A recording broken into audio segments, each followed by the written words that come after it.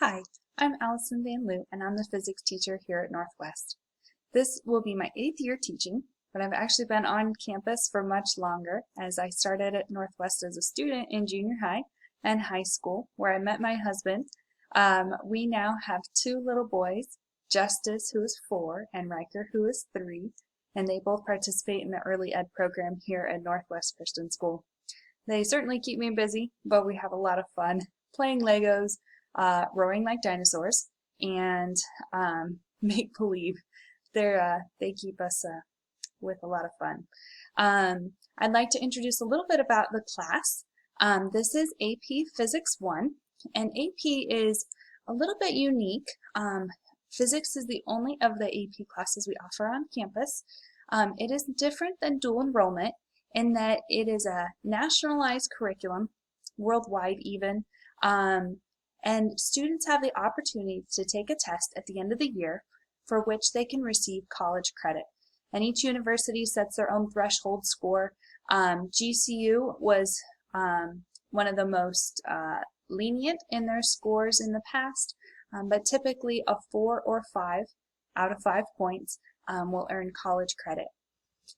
AP stands for Advanced Placement. It is intended to be a college level class, and so we move at a pretty quick pace preparing for that test and covering all of the objectives and the curriculum that is set out by College Board.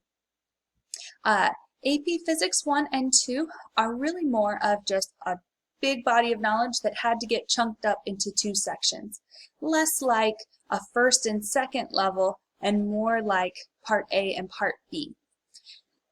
I will often, because we have so much content, I like to use more of a flipped model, which means that students will take notes at home, and then in class we will show what those notes mean through worksheets, activities, and things like that.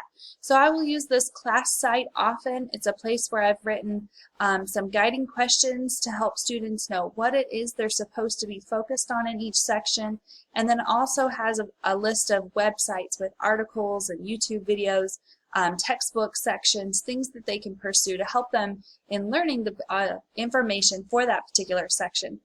My email address is on here, avanloo@ncsaz.org, which can also be found on Canvas and the school's website.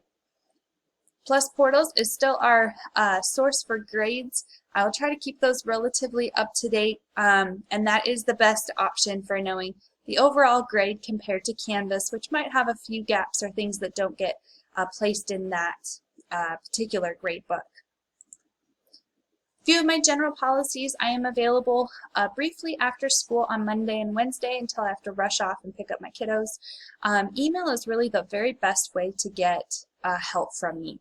You can send pictures of your work, but I'm able to respond to email much faster than other options. And I've had students who email me throughout the class, and that's perfectly fine by me. We do not have a textbook that we use on a regular basis, but I do have many different textbooks available for checkout. Some students like the way that a textbook flows and is constructed, and they're welcome to take one home to keep for the semester.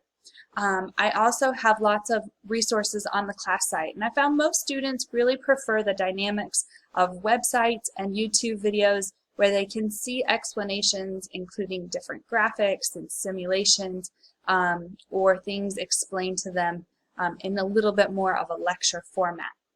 I do not offer OOPS passes, and extra credit is a little bit rare, although there is always an extra credit question on each quiz that we take, which is roughly every week or 2, maybe even 3 weeks that we'll take a quiz. Homework is a regular thing. So in the cycle of my class, students will do notes on their own at home. We will do worksheet and activities to practice in class, and then homework is kind of the final thing to cap it off.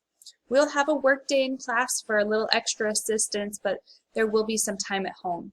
I would like to point out to parents and families, however, that that homework should not be taking multiple hours.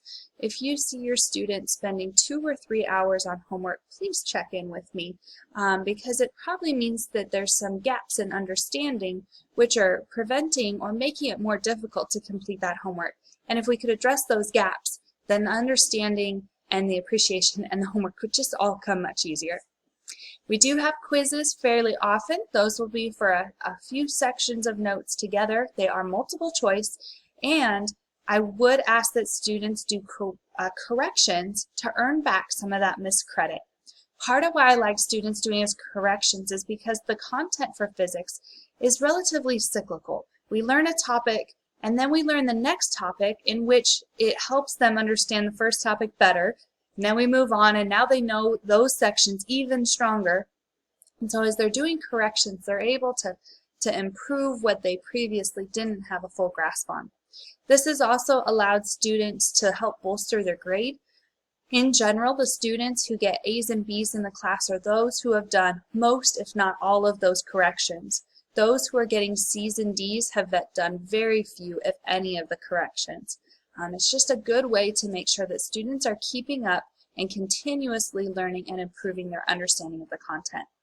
We will have a few big tests in the year, and those are done in more of the style like AP exam. So part of it is to prepare students for the AP exam, and it's also a way for me to see, have they really fully grasped what content they've been instructed, and are they able to start combining those topics to form a congruent idea of all these big ideas. Lastly, there is a calendar posted in Canvas on the home page of the class, and then due dates will also be posted in PLUS portals. The calendar that's posted in Canvas is kind of nice just as an overview of the semester. Vacations and doctor's appointments always come up, and that's a way that students are able to look ahead and see if it'll be a lab day or a quiz or work day or things of that nature. Lastly, I wanted to just share a little bit about AP. So in order to get that tag of AP Physics 1 on a transcript, a student simply needs to pass the class. That is looked on well by many programs and college entrants, as AP is a standardized and highly regarded curriculum worldwide. In order to get college credit, students need to choose to take and pass that AP exam in the spring. Usually it's about May.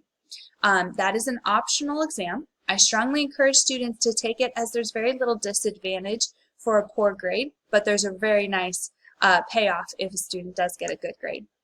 If you have any other questions about the class or would just like to introduce yourself, please send me an email. Again, my email is posted on the school's website as well as Canvas, and I look forward to getting to know you and your students a little bit better, and we'll have a great year in physics.